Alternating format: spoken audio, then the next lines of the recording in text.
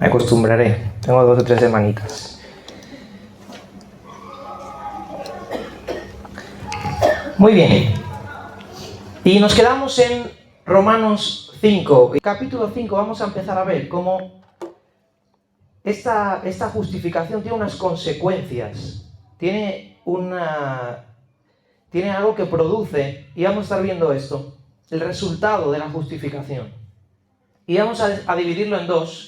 Del 1 al 11 vamos a ver estos resultados y vamos a ver cómo esta justificación nos da paz con Dios, nos da acceso a su gracia, nos da esperanza de gloria, nos da un propósito en el sufrimiento, nos da amor de Dios demostrado en Cristo y nos da una paz de la reconciliación, un estar bien con Dios, estar a cuentas.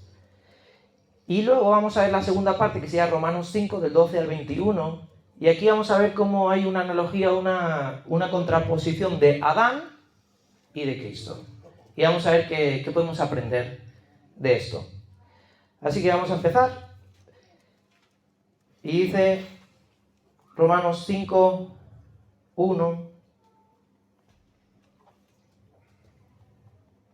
A ver, no me he perdido de aquí. Esto tener solo una mano tiene sus desventajas. Vale, dice así. Justificados pues por la fe, tenemos paz para con Dios por medio de nuestro Señor Jesucristo. Así que ya estamos justificados, ya vimos cómo era esto. Jesús ya pagó por nosotros, ya somos declarados justos. Y ahora tenemos paz para con Dios. Esto es lo primero que recibimos. Y esta paz no es un bienestar simplemente emocional. Hay muchos cristianos que para decir que tienen paz es que tienen que estar relax en su vida. Es como, siento calma interior. Esto es paz. Pero esta paz es humana. Dijo Jesús, mi paz os dejo, mi paz os doy, no como el mundo la da. Es decir, la paz de Dios va más allá de una tranquilidad o un bienestar humano. Es mucho más. Y en este caso dice paz para con Dios. Está hablando de una reconciliación. ¿Imaginas cuando dos han sido enemigos y hay un conflicto?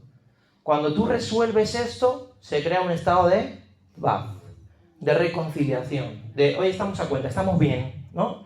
Un matrimonio discutido y antes de dormir lo hablan y entonces se miran antes de darse besitos y dicen, entonces estamos bien, ¿no? Hay un momento de paz, de reconciliación. Así que nosotros antes éramos enemigos, dice Colosenses 1, 21, 22, y a vosotros también que erais en otro tiempo extraños y enemigos en vuestra mente, haciendo malas obras, ahora os ha reconciliado en su cuerpo de carne por medio de la muerte, para presentaros santos y sin mancha e irrepresibles delante de Él. Así que antes éramos enemigos, pero ahora tenemos paz con Dios. Y esto es algo que debería alegrarnos, porque estar en paz con tu Creador, con quien te ha dado un propósito, te ha dado una vida, y ya no tener nada a cuenta con Él, ya no hay nada que falte por pagar, estás en paz. No le debes nada a Dios, no hay nada que tengas que suplir por tu cuenta, está todo en paz. Ahí dice amén, pero gloria a Dios. Y dice así, por quien también tenemos entrada por la fe a esta gracia en la cual estamos firmes y nos gloriamos en la esperanza de la gloria de Dios. Así que la segunda cosa que conseguimos es entrada. Y esto es muy importante porque acordáis que en el Antiguo Testamento no cualquiera se podía acercar a Dios. En el Antiguo Testamento tenía que ser una vez al año, el sumo sacerdote tenía acceso al lugar santísimo donde estaba el arca de la que hablé el domingo, que representaba la presencia de Dios. Y solo una vez al año y con mucho temor, porque sabía que no eran perfectos y la presencia de Dios es santa, se tenía que acercar una vez al año a la presencia de Dios. Sin embargo, ahora tenemos entrada por la fe a esta gracia. Es decir, a este favor inmerecido. No merecemos poder acercarnos a Dios, pero por medio de la justificación que tenemos en Cristo, tú y yo tenemos entrada por la fe. Solo tenemos que creer en Cristo, en lo que Él ha hecho, recibir este regalo, entonces tenemos entrada a la presencia de Dios. Y qué triste es cristianos que tienen la libertad de acercarse a Dios y no se acercan. De verdad, porque es una cosa que cuántas veces vivimos lejos de Dios, siendo que lo tenemos al alcance. Tenemos la posibilidad de todos los días acercarnos a Dios, entrar en su presencia, y sin embargo no valoramos esta opción. Esta opción que tantos hubiesen deseado durante tanto tiempo y que tenían que esperar en un momento dado para ver si tenían el favor de Dios, y tú y yo lo tenemos y podemos entrar. Y sigue diciendo, en esta gracia en la cual estamos firmes. Y mira, este concepto de firmes está hablando de que no es algo temporal o inestable. La gracia de Dios no se basa en cómo tú te vas a encaminar a partir de ahora, ni en lo santo que llegues a ser, ni en cómo tú te sientas cuando te levantes por la mañana. Porque hay veces que un cristiano dice, hoy me siento mal, ¿no? Y ya es como que, es que no sé si ir a la presencia de Dios, porque no sé, no estoy bien, me siento lejos. ¿Ha pasado esto? Y parece que la gracia de Dios depende de cómo yo esté, de cómo yo me sienta, o de lo que yo haya conseguido vivir. Pero no es así, dice, en la cual estamos firmes. ¿Y quién sostiene la gracia de Dios? La obra de Cristo. Por tanto, es una firmeza que no va a ser removida.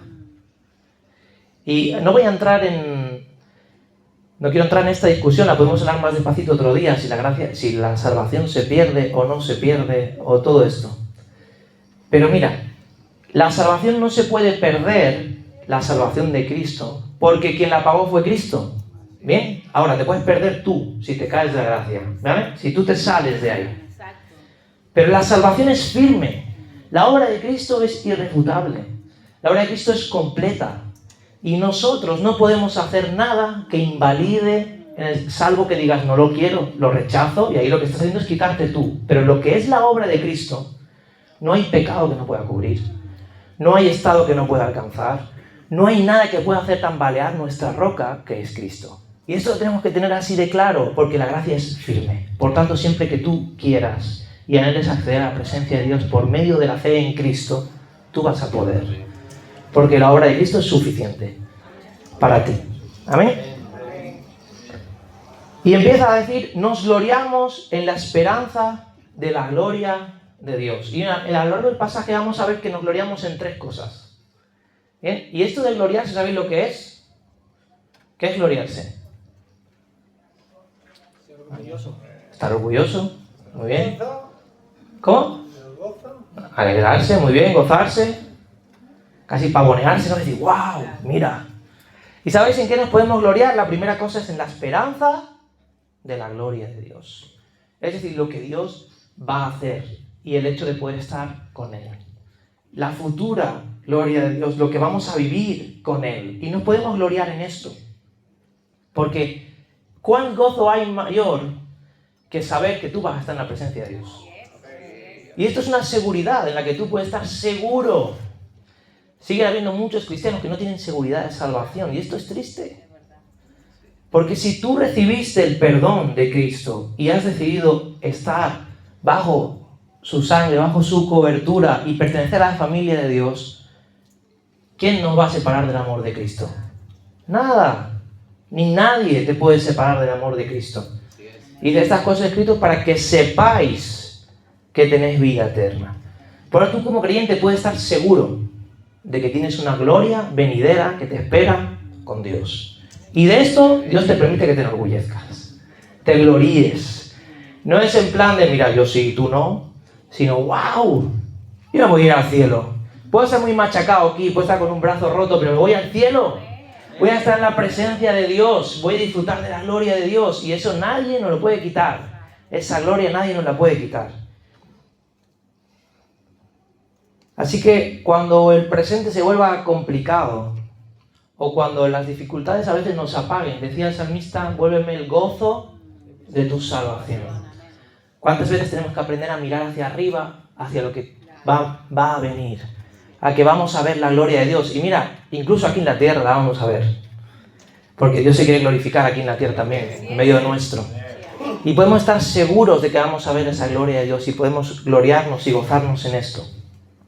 Sigue el 3:4, dice, y no solo esto, sino que también nos gloriamos en las tribulaciones. Y dice, a ver, ¿qué ha pasado? Estábamos en la gloria de Dios y ahora vamos a las tribulaciones. Pues mira, en esto también te puedes gozar. También te puedes gloriar. Y uno dice, ¿cómo me voy a gloriar de lo malo que me pasa? De las dificultades las que vivo. Porque cuando estás en Cristo, en su propósito, Dios te da un sentido del sufrimiento, de lo que tú vives, del proceso. Dice, a los que aman a Dios, todas las cosas les ayudan a bien. Esto es, a los que según su propósito son llamados. Si tú estás en el propósito de Cristo, todo lo que tú puedas vivir, todas las cosas que quizás uno dice, esto no tiene sentido, esto es para mal, esto me está perjudicando, todas las cosas, y como sabéis que aquí hemos estudiado muy bien el griego, todas en griego es todas, ayudan a bien.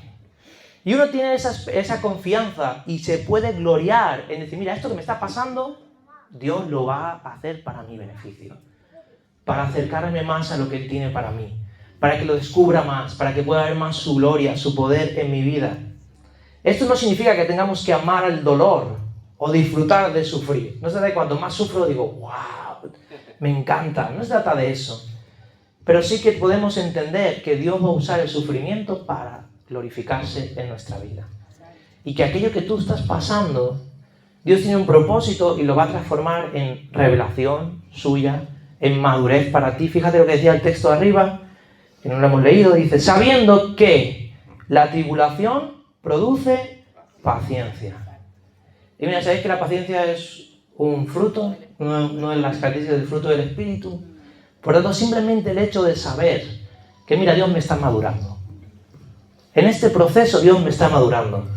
Hablaba esta semana con alguien y le decía, mira, los roces en la iglesia es una manera en que Dios tiene de afilar nuestra vida.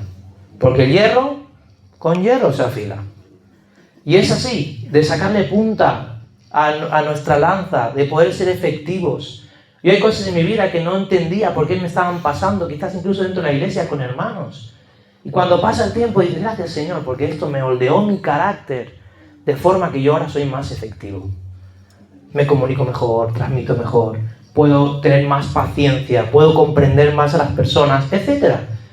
Y todo lo que nosotros vivimos en tribulación produce paciencia. Y la paciencia, prueba. ¿Y qué está diciendo aquí con prueba? ¿Sabéis lo que es una prueba? Un examen. Es decir, al final va a llegar un momento donde vamos a tener que ser aprobados o suspendidos, ¿no? Donde en un momento dado uno tiene que pasar el examen. Y cuando este momento llega, qué bueno es ser aprobados. Tener el carácter, que Dios haya conseguido moldear en nosotros aquello que pretendía moldear. Y hago un paréntesis. Hay cristianos que se sienten en bucle. Y es que siempre me pasa lo mismo. Y es que no avanzo, etc. Y yo te invito a meditar. Quizás aún no has aprendido lo que Dios quiere de eso. Y por eso estás ahí. ¿Qué ocurre cuando no pruebas primero? Que el año siguiente, ¿qué estás? En primero. Y si vuelves a suspender, bueno, aquí en España ya te pasan por pesado, ¿no? Pero, ¿qué debería ocurrir? Que repitías lo mismo. ¿Hasta qué? Hasta que lo aprendas. Pues con Dios ocurre muchas veces en nuestra vida esto mismo. Y a veces incluso por nuestra propia cabezonería, porque es que nosotros mismos volvemos a cometer el mismo error. Una y otra vez. Y mientras no consigamos aprobar que esta prueba, digamos, ya la pasé, conseguí, adquirí lo que Dios quería con esto, ahí estamos en bucle. Así que, ¿perdón? Como el pueblo de Israel en el desierto. Como el pueblo de Israel en el desierto. Muy bien, dándole vueltas. Así que la paciencia lleva a la prueba, a este carácter que es probado. Y la prueba, esperanza. Y cuando habla de esperanza aquí es esta seguridad de saber que voy a ver la voluntad de Dios, la gloria de Dios, su obra, el propósito de Dios para mí. Cuando yo apruebo esta tribulación, esta prueba que Dios me pone, viene bendición para mi vida, viene crecimiento, viene desarrollo. ¿Sí? Dice Santiago 1, 2, 4, dice, hermanos míos, tened por sumo gozo, no dice gozo normal, sumo gozo cuando os halléis en diversas pruebas, sabiendo que la prueba de vuestra fe produce paciencia. Otra vez lo mismo. Lo que tenemos que desarrollar es la paciencia. ¿Cuántos necesitan paciencia? No levantéis mucho la mano porque Dios envía pruebas. Bueno. Pero en las pruebas Dios va a desarrollar vuestra paciencia. Mas tenga la paciencia su obra completa para que seáis perfectos y cabales sin que os falte cosa alguna. Esa es la finalidad de las pruebas. Desarrollar la paciencia para que no os falte cosa alguna. Hay momentos dados donde uno se siente débil. Yo le digo a mi esposa ahora, me siento inservible, ¿no? Y dice, pero 2 Corintios 12:9 dice, basta mi gracia porque mi poder se perfecciona en la debilidad. Por tanto, de buena gana me gloriaré más bien en mis debilidades para que repose sobre mí el poder de Cristo. Fíjate otra vez este término, se gloriará. Es decir, ¿en qué me tengo que alegrar? ¿En qué me tengo que gozar? ¿De qué me tengo que pavonear? No de que soy yo un desastre, sino que mira lo que Dios hace con un desastre. Mira lo que Dios es capaz de hacer en este proceso, en esta tribulación. Mira cómo estoy y aún así, mira lo que ha hecho Dios. Mira cómo Dios me ha sostenido. En esto me puedo gloriar. En las tribulaciones, en las debilidades, porque en Dios todo esto va a obrar para bien, para su gloria. Así que el sufrimiento no contradice el amor de Dios. Que esto hay veces que a los cristianos nos cuesta entenderlo. No, Dios está permitiendo. ¿Cómo permite? Mira, Dios hace salir el sol sobre justos e injustos y permite las pruebas para todos. Porque la vida es igual. Pero cuando estamos en Él, todo tiene un sentido y Dios lo va a llevar para su gloria. Así que Dios lo va a usar para formar tu carácter, para producir madurez y para fortalecer la esperanza y que veas sus promesas en acción. Sigue diciendo el 5.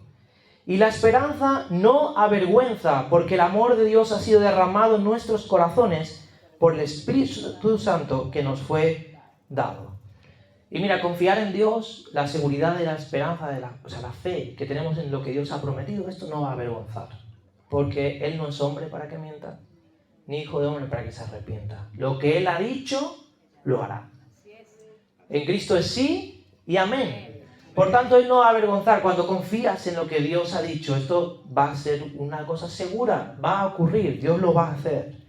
Dios es fiel. Así que cuando te sientas mal o digas, yo no soy capaz, o veas situaciones que uno dice, no sé, pero el Espíritu mismo da testimonio a nuestro espíritu de que somos hijos de Dios. ¿Tú crees que Dios no va a apoyar a un hijo? ¿Tú crees que Dios no te va a cuidar como hijo? ¿Que no te va a sostener como hijo? Así que creamos en lo que Dios ha prometido. Y vamos a seguir leyendo. Dice el 6. Porque Cristo, cuando aún éramos débiles, a su tiempo murió por los impíos. Y mira, yo me hice una pregunta, ¿qué tendrá que ver este texto con lo anterior? Porque está hablando de gloriarse en las pruebas, está hablando de la esperanza en Cristo que no avergüenza, y luego te dice, porque Cristo, cuando aún éramos débiles, a su tiempo murió por los impíos. Y vamos a ir un poquito más a ver si lo entendemos. Dice, ciertamente apenas morirá alguno por un justo, con todo pudiera ser que alguno osara morir por un bueno. Aquí está diciendo, quizás alguien diría, ostras, mira, este es tan bueno que merece la pena morir por él, ¿no? Hay gente que ha muerto por otras personas, esto lo sabíais. Hay gente dispuesta a sacrificar su vida por un gran líder, por alguien importante, ¿no? Quizás alguien daría su vida por esto. Dice, mas Dios muestra su amor para con nosotros en que siendo aún pecadores, Cristo murió por nosotros. Es decir, nosotros estábamos como enemigos, en el bando contrario, estábamos caídos. Nadie tenía por qué dar un duro por nosotros. Un duro es en España, no sé cómo se entiende fuera. Nadie daba nada, un peso, por nosotros. Pero sin embargo, Él, estando en esta condición, Cristo murió por nosotros. Y después, mucho más, estando ya justificados en su sangre, por Él seremos salvos de la ira. Porque si siendo enemigos fuimos reconciliados con Dios por la muerte de su Hijo, mucho más estando reconciliados seremos salvos por su vida. Y no solo esto, sino que también nos gloriamos en Dios por el Señor nuestro Jesucristo, por quien hemos recibido ahora la reconciliación. Y ahora voy a explicar qué tiene que ver una cosa con otra. Aquí está diciendo, la fe en Dios no avergüenza. Y mira, puedes estar tan seguro que Dios no te va a fallar ahora que eres hijo, que incluso cuando no lo eras, no te falló. Es decir, cuando tú no lo merecías, cuando tú eras un pecador, cuando tú estabas destituido de su gloria, cuando eras culpable, Él aún así vino y sin que tú lo merecieras, murió por ti y te dio una oportunidad. ¿Cuánto más ahora que has sido justificado por la sangre de Cristo, ahora que le perteneces, que eres su hijo, cómo no te va a librar de su ira? ¿Cómo no te va a librar de las cosas que no te convienen? ¿Cómo no te va a guardar? ¿Cómo no va a cumplir su palabra? Si la cumplió cuando no éramos, ¿cuánto más ahora que sí somos? ¿Se entiende este concepto? Este es el argumento que está queriendo explicar aquí Pablo. Está diciendo, si cuando no lo merecías Dios lo hizo, ¿cuánto más ahora que eres su hijo? Amén. Y llegamos a la tercera cosa por la que nos tenemos que, o con la que nos tenemos que gloriar. Dice, nos gloriamos en Dios, versículo 11. Y no solo esto, sino que también nos gloriamos en Dios por el Señor nuestro Jesucristo, por quien hemos recibido la reconciliación. Y mira, dice la Biblia, si en algo tenemos que gloriarnos, ¿en qué tiene que ser? En conocerme y en entenderme. Y en esto nos podemos gloriar. Mira, tú tienes la posibilidad de conocer a Dios. ¿Quién puede decir eso? ¿Qué puede enorgullecer nuestro corazón? ¿Qué puede alegrar nuestra vida? El hecho de que tú y yo tenemos conexión directa con Dios por medio del Señor Jesucristo. Y esto es algo glorioso. Tú y yo tenemos directa conexión con nuestro Creador, con el Dios que está sobre todas las cosas. Por tanto, me voy a gloriar en Dios. No solamente en sus bendiciones, sino en que yo soy amigo de Dios. Lo conozco, soy hijo de Dios. El texto que he leído, o el que he dicho, era Jeremías 9, 23, 24. Dice, no se alabe el sabio en su sabiduría, ni en su valentía se alabe el valiente, ni el rico en su riqueza. Es decir, ni la sabiduría tiene valor, ni la valentía, ni la riqueza. Mas alabes en esto el que tiene que alabarse, en entenderme y conocerme. Y esto es lo más preciado que podemos tener en nuestra vida. Así que acordaos las tres glorias. 1, nos gloriamos en la gloria futura, en la gloria que vamos a ver de Dios, en cómo Dios se va a revelar y cómo vamos a disfrutar de Él. 2, nos gloriamos en lo que pasamos ahora. Porque sabemos que lo que pasamos ahora va a estar Dios con nosotros y Dios lo va a hacer que todo obre para bien. Y 3, nos gloriamos en el mismo Dios, en quien tenemos conexión y quien es quien nos sustenta y quien nos guía. Amén. Cogamos de tiempo. Yo me enrollo. 23. Vamos bien. Vamos al versículo 12. ¿Hasta aquí ha quedado todo claro? Aquí hemos visto los beneficios de la justificación. Nos ha dado paz para con Dios, nos ha dado entrada, nos ha permitido tener una esperanza de gloria en el futuro, nos permite tener un sentido en las tribulaciones de hoy y nos permite entender que esa fidelidad de Dios nos va a alcanzar. ¿Qué decía el salmista? El bien y la misericordia me seguirán todos los días de mi vida. Dios fue fiel cuando no lo merecíamos, cuánto más ahora que somos sus hijos. Y me puedo gloriar en que tengo conexión con Dios mismo. Y llegamos al 12, y aquí va a hacer una analogía, una conexión, una comparación entre Adán y Cristo. Dice así, por tanto, como el pecado entró en el mundo por un hombre, y por el pecado la muerte, así la muerte pasó a todos los hombres, porque cuanto todos pecaron. Y aquí está hablando de que en el Edén, cuando estaba todo perfecto, no había pecado, no había muerte, no había maldad. Debido al pecado de Adán y Eva, este pecado produjo la muerte, como había dicho Dios. El día que pecares, ciertamente morirás. La primera muerte que produjo fue espiritual, pero también la física. ¿Bien? De la misma forma que por el pecado entró la muerte, y como todos pecamos ahora, todos tenemos la muerte, dice, pues antes de la ley había pecado en el mundo, pero donde no hay ley no se inculpa de pecado. Está empezando el argumento y está diciendo, antes de la ley, antes de que Dios estableciera los 10 mandamientos, había pecado. Solamente que cuando no hay ley, ¿se le puede acusar a alguien de algo? No. Si no hubiese una ley en España que dijera no matarás, ¿matar sería malo? Sí, matar es malo, ¿no? Ahora, ¿sería ilegal? No. Esto es lo que viene a decir. Si no hay una ley, obviamente el pecado es pecado. Matar es malo. No va a dejar de ser malo porque no hay una ley que lo diga. Pero no se le puede culpar a nadie de algo que no está escrito, que no hay una ley. Por eso Dios puso la ley. Dice, no obstante, reinó la muerte desde Adán hasta Moisés, aún en los que no pecaron a la manera de la transgresión de Adán, el cual es figura de lo que había de venir.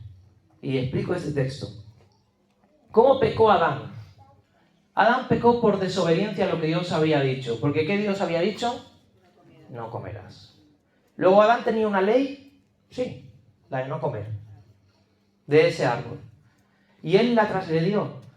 Y por tanto pecó por desobedecer a Dios. Desde ese momento el pecado entra en el mundo y reina hasta Moisés. Pero todos estos que están pecando, que lo están haciendo mal, no lo hacen de la misma manera que Adán. ¿Por qué? Porque no había una palabra de Dios de no harás esto, no harás esto, no harás esto. Por tanto, cada uno hacía lo que quería y podía estar mal. Y obviamente había una ley en sus corazones, pero no había una palabra de Dios. Por tanto, no habían transgredido la ley de Dios al estilo de aquel que tiene una ley escrita y la infringe. ¿Se entiende esto?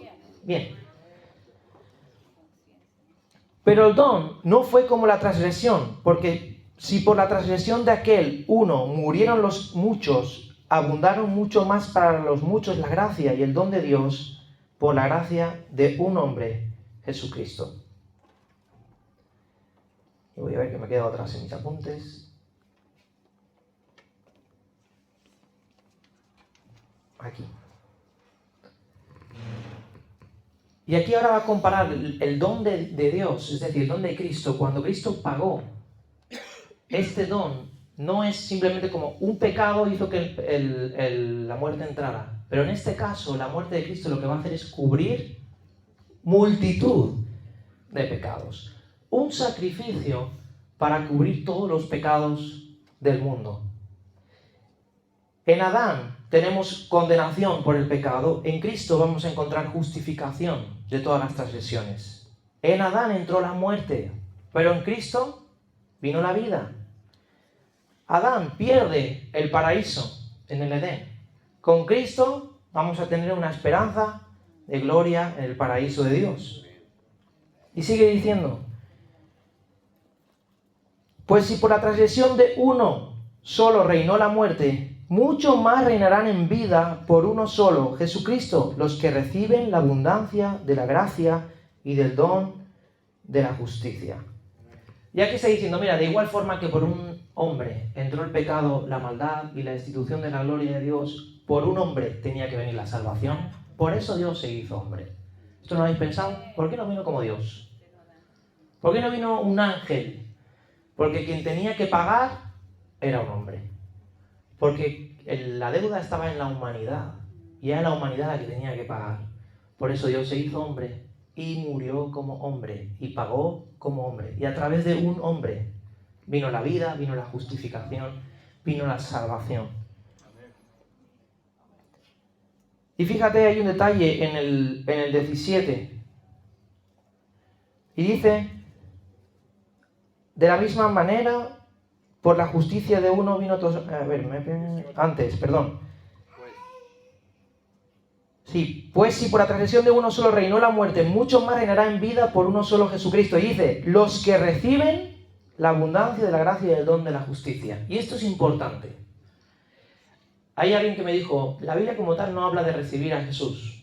Y es cierto, no habla de recibir a Jesús en tu corazón como tal. Pero aquí se está hablando de esto. Es decir, los que reciben la gracia. Y para poder disfrutar de esto que Cristo nos da, es decir, la salvación, el pago de los pecados, la vida eterna, etc., necesitamos recibirlo. Y es un concepto que, para que lo entendamos, tenemos que verlo de la siguiente manera. ¿Por qué lo de Adán nos afecta a nosotros? Porque Adán era hombre y nos afecta a nosotros como hombres. Lo que hace Cristo y lo que quiere hacer es que tengamos vida espiritual. De hecho, cuando habla del nuevo nacimiento, dice lo que es nacido de la carne, carne es, y lo que es nacido del espíritu, espíritu es. Por tanto, para poder acceder a esta vida espiritual, uno tiene que recibir, tiene que acercarse a Dios, tiene que recibir esta gracia, porque si no hay vida espiritual no podemos tener conexión con Dios. ¿Esto se entiende? Así que esto no es automático para todos, no es que Cristo murió y de repente ya nosotros somos todos salvos, ya todo hay vida espiritual. No, yo tengo que acercarme y recibir, porque si no nace en mi interior algo nuevo, yo no puedo disfrutar de la presencia de Dios porque no hay vida espiritual en mí. Así que al recibir a Cristo, aquellos que le recibieron esta gracia, esta justificación, ahí puedo ya acercarme a Dios. Podemos leer el versículo número 11 del Evangelio de Juan, capítulo 1. Dice, a los suyos vino y a los suyos no le recibieron. A los suyos vino y los suyos no le recibieron, mas a todos los que le recibieron, a los que creen en su nombre, les dio potestad de ser hechos hijos de Dios, los cuales no son engendrados de sangre, ni de voluntad de carne, ni de voluntad de varón, sino de Dios. Muy bien. Toma. Ah, vale. ¿Qué? Juan, este no va. Este no va. ¿Está dado? Sí, ahora sí. Juan 1.12, mira, ahí está. Muy bien, gracias. Yo sí. Muy bien. A los que le recibieron, a los que creen en su nombre les dio potestad de ser hechos hijos de Dios. Y mira, Jesús hizo mucho más que simplemente restaurar lo que teníamos en el Edén. Porque a nosotros nos permitió ser hechos hijos de Dios. Nos dio una adopción, nos dio una relación directa con Dios.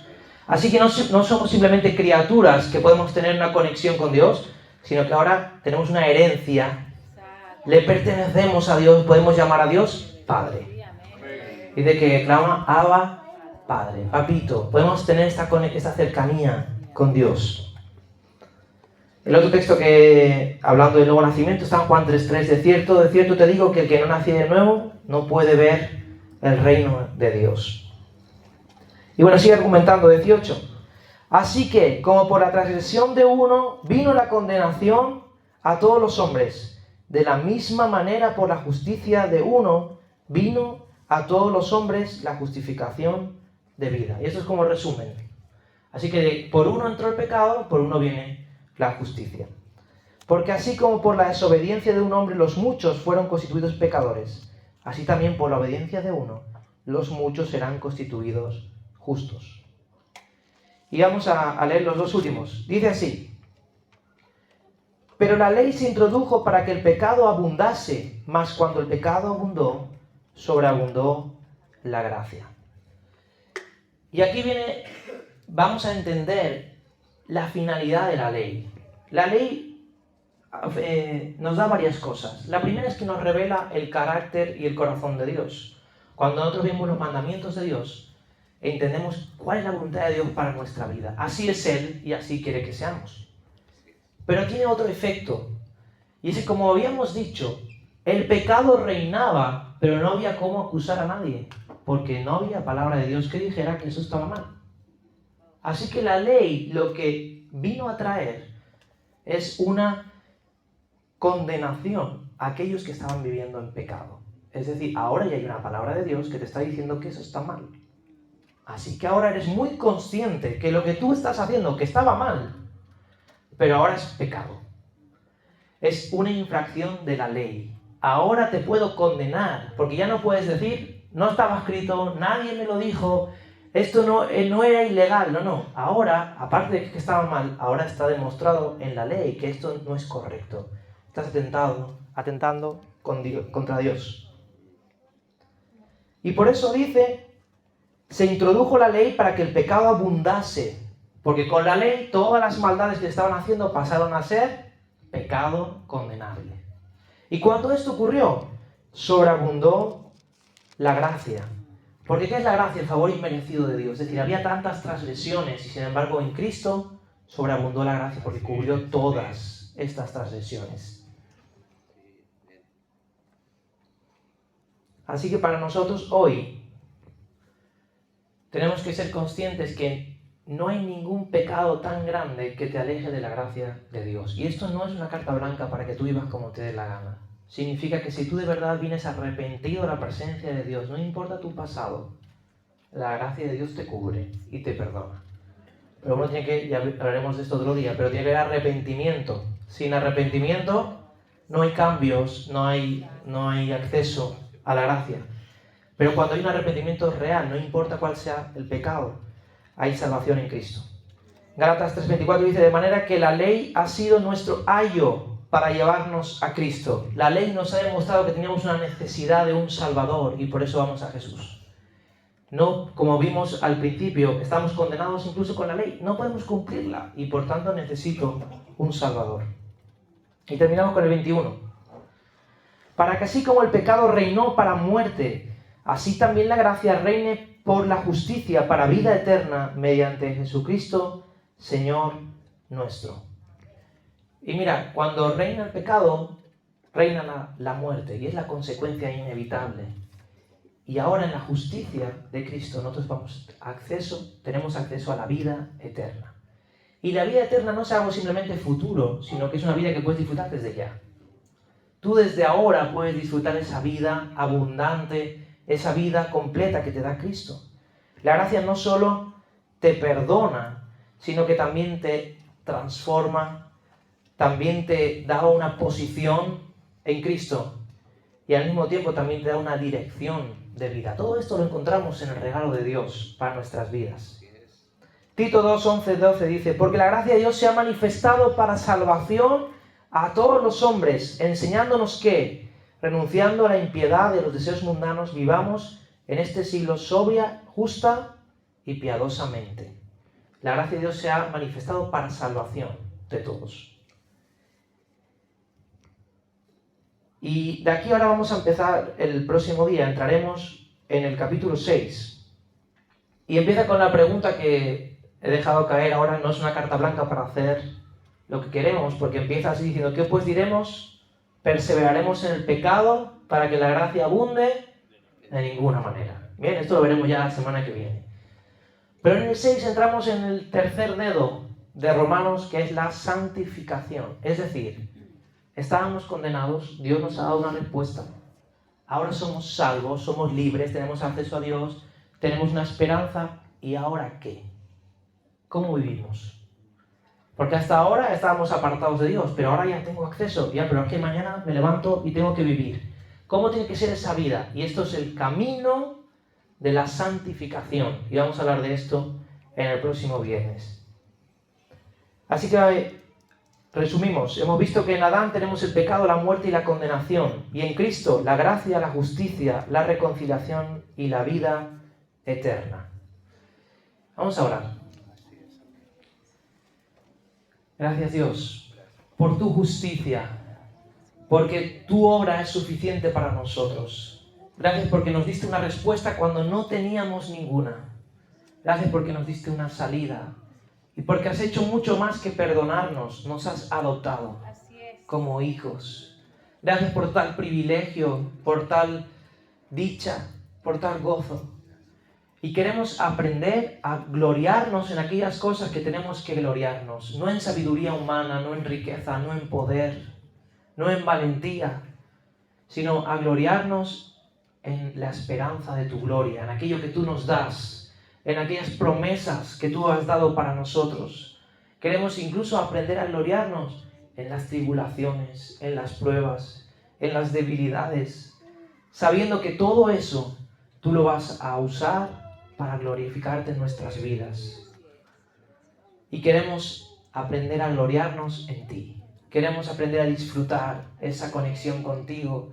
Queremos aprender a estar gozosos, sin importar la situación, sabiendo que somos hijos tuyos, que tenemos acceso a tu presencia, que tú nos escuchas cuando oramos, que tú respondes cuando te necesitamos, Señor. Gracias, Dios, por Cristo. Gracias por esa salvación tan grande. Gracias por darnos vida, librarnos de la muerte, por darnos perdón de todas nuestras transgresiones, por darnos acceso a tu presencia, por darnos una vida y vida en abundancia y con sentido, oh Dios. Gracias, Señor, en nombre de Jesús. Amén.